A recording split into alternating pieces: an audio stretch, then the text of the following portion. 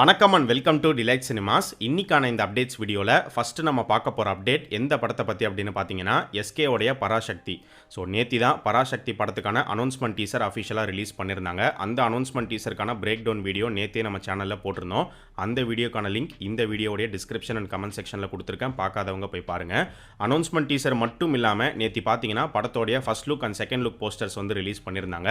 இன்னைக்கு ஈவினிங் 4 மணிக்கு படத்தோடைய தேர்ட் லுக் போஸ்டர் வந்து ரிலீஸ் பண்ணியிருக்காங்க. பராசக்தியோடைய ஃபர்ஸ்ட் லுக் போஸ்டரில் பார்த்தீங்கன்னா எஸ்கே வந்து கையில் தீப்பந்தத்தை வச்சிட்டு இருக்கிற மாதிரி ஒரு போஸ்டர் டிசைன் பண்ணியிருக்காங்க. அண்ட் செகண்ட் லுக் போஸ்டரில் வந்து பார்த்தீங்கன்னா மெயின் கேரக்டர்ஸ் 4 பேருமே வந்து காமிச்சிருக்காங்க. ரவி மோகன், எஸ்கே, ஸ்ரீலீலா, அதர்வா இவங்க 4 பேர் கையிலுமே வந்து பார்த்தீங்கன்னா ஒவ்வொருத்தருமே ஒவ்வொரு பொருள் கையில் வச்சிருக்கிற மாதிரி வந்து காட்டப்படுது. ரவி மோகன் வந்து ஒரு கம்யூனிகேஷன் டிவைஸ் வச்சிருக்காரு. எஸ்கே வந்து பார்த்தீங்கன்னா புக்ஸ் வச்சிருக்காரு. எனக்கு தெரிஞ்சு அவர் கையில் இருக்கக்கூடிய புக்ஸ் வந்து தமிழ் சார்ந்த புக்ஸாக தான் இருக்கும்னு நினைக்கிறேன். மேபி புறநானூறு கூட அவருடைய கையில் இருக்கலாம். ஏன்னா இந்த படத்துக்கு ஃபஸ்ட்டு புறநானூறு அப்படின்னு தான் டைட்டிலாக இருந்துச்சு. ஸோ அதை வச்சு தான் கெஸ் பண்ணி நான் சொல்கிறேன். அண்ட் ஸ்ரீலீலா வந்து பார்த்தீங்கன்னா கையில் ஒரு ரேடியோ வச்சிருக்கிற மாதிரி காட்டப்படுது. அதர்வா வந்து பார்த்தீங்கன்னா பெட்ரோல் கேன் வச்சிருக்கிற மாதிரி காமிச்சிருக்காங்க. இந்த போஸ்டரில் காமிச்சிருக்கிற ஆப்ஜெக்ட்ஸ் எல்லாத்தையுமே படத்தில் ப்ராப்பராக யூஸ் பண்ணுவாங்க, ஒரு இம்பார்ட்டன்ஸ் இருக்குங்கிற மாதிரி தான் தோணுது. அண்ட் அது மட்டும் இல்லாமல் இந்த போஸ்டரை பார்க்கும்போது டக்குன்னு மைண்டில் வருது ஆயுத எழுத்து ஃபர்ஸ்ட் லுக் போஸ்டர் தான். மேபி அந்த போஸ்டர் ஒரு இன்ஸ்பிரேஷனாக கூட இருந்திருக்கலாம். ஏன்னா அந்த படத்தில் சுதா கோங்கரா ஏடியாவும் ஒர்க் பண்ணியிருக்காங்க. ஆயுத எழுத்து போஸ்டரில் பார்த்தீங்கன்னா சூர்யா வந்து சென்டரில் இருப்பார், ஒரு பக்கம் மாதவன் இருப்பார், இன்னொரு பக்கம் சித்தார்த் இருப்பார்.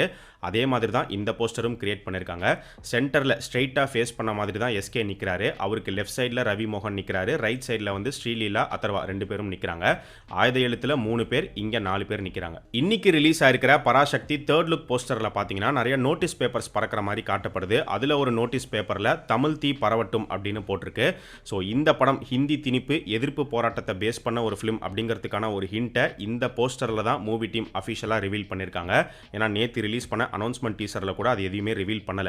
ஸ்டூடெண்ட்ஸ் எல்லாரும் ஒன்று சேர்றாங்க, போராட்டத்தில் இறங்குறாங்க அப்படிங்கிறத மட்டுமே தான் காமிச்சிருப்பாங்க. நேற்று பார்த்தீங்கன்னா பராசக்தி டைட்டில் கான்ட்ரவர்சி கிரியேட் ஆகி போயிட்டு இருந்துச்சு. ஒரு பக்கம் SK25 பராசக்தி, இன்னொரு பக்கம் விஜய் ஆண்டனி 25 சக்தி திருமகன். அந்த படத்தோடைய தெலுங்கு வெர்ஷன் டைட்டில் பராசக்தின்னு அவங்க வச்சிருந்தாங்க.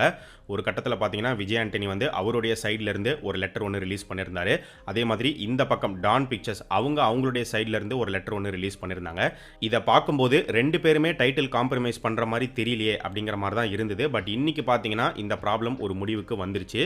ஸோ டான் பிக்சர்ஸோடைய ப்ரொடியூசர் ஆகாஷ் பாஸ்கரன் வந்து விஜய் ஆண்டனியை டைரக்டாக மீட் பண்ணி பேசி இப்போ ஒரு நல்ல முடிவு எடுத்திருக்காங்க.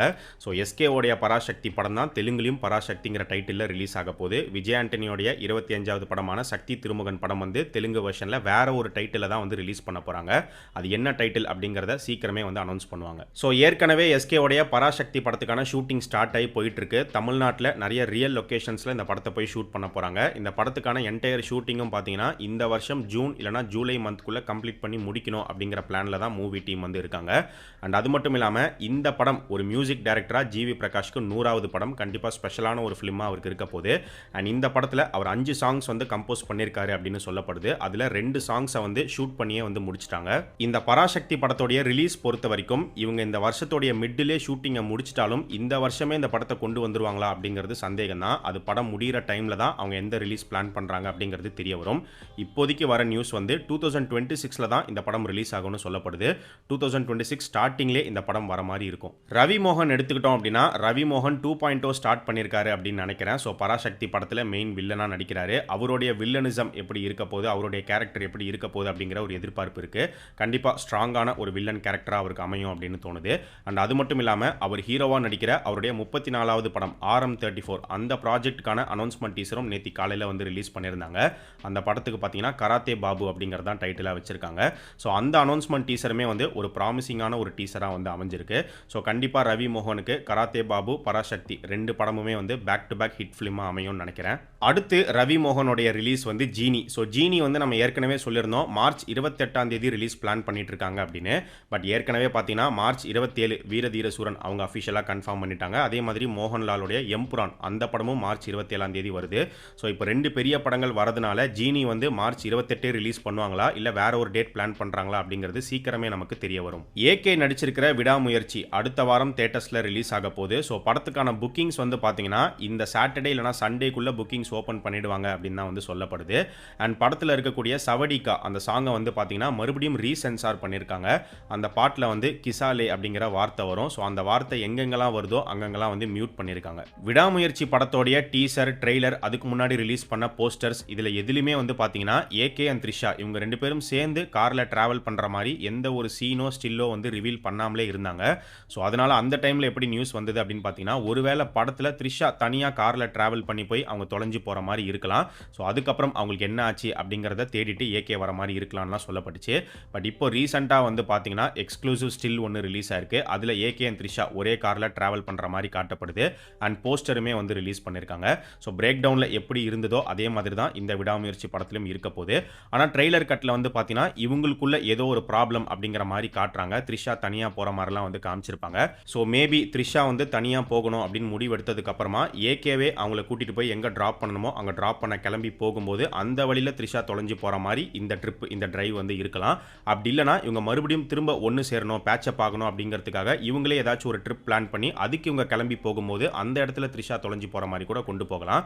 இதெல்லாம் ஜஸ்ட் ஒரு கெஸ் மட்டும் தான். எப்படி இருக்க போகுதுங்கிறது பிப்ரவரி 6ஆம் தேதி நமக்கு தெரிய வரும். இந்த விடாமுயற்சி படத்தில் மொத்தமாக 3 டைம்லைன் இருக்க போகுது அப்படிங்கிற மாதிரி ஏற்கனவே நம்ம சொல்லியிருந்தோம். ஆனால் இப்போ டைரக்டர் மகிழ் திருமேனி வந்து பார்த்தீங்கன்னா 3 இல்லை 4 டைம்லைன் படத்தில் இருக்குது அப்படிங்கிற மாதிரி அஃபிஷியலாக அவரே ஒரு இன்டர்வியூவில் கன்ஃபார்ம் பண்ணியிருக்காரு.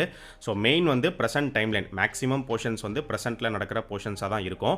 அடுத்த 3 டைம்லைன் என்னென்ன அப்படின்னு பார்த்தீங்கன்னா ப்ரெசென்ட்லேருந்து 12 வருஷத்துக்கு முன்னாடி என்ன நடந்தது, ப்ரெசென்ட்லேருந்து 9 வருஷத்துக்கு முன்னாடி என்ன நடந்தது, ப்ரெசென்ட்லேருந்து 6 வருஷத்துக்கு முன்னாடி என்ன நடந்தது. ஸோ படத்தில் வரக்கூடிய இந்த பாஸ்ட் போர்ஷன்ஸை வந்து கிரிப்பிங்காக கிரியேட் பண்ணியிருந்தாங்கன்னா நல்லாயிருக்கும். அண்ட் டைரக்டர் மகிழ் திருமேனி பார்த்தீங்கன்னா ஒவ்வொரு இன்டர்வியூலுமே அவர் பேசும்போது இந்த படத்துக்கான எக்ஸ்பெக்டேஷனை ப்ராப்பராக செட் பண்ணிக்கிட்டே வராரு. அது வந்து ஒரு நல்ல விஷயம் தான்.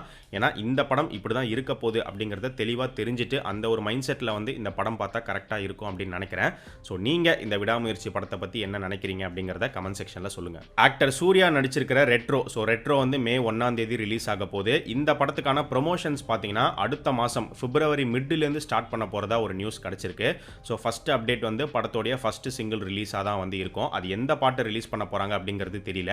ஒரு பக்கம் பார்த்தோம் அப்படின்னா ஒரு லவ் சாங், ஒரு மாண்டேஜ் சாங் தான் வந்து ரிலீஸ் பண்ண போகிறாங்க. வேலண்டைன்ஸ் டேவா அது ரிலீஸ் ஆகுங்கிற மாதிரி ஒரு நியூஸ் இருக்குது.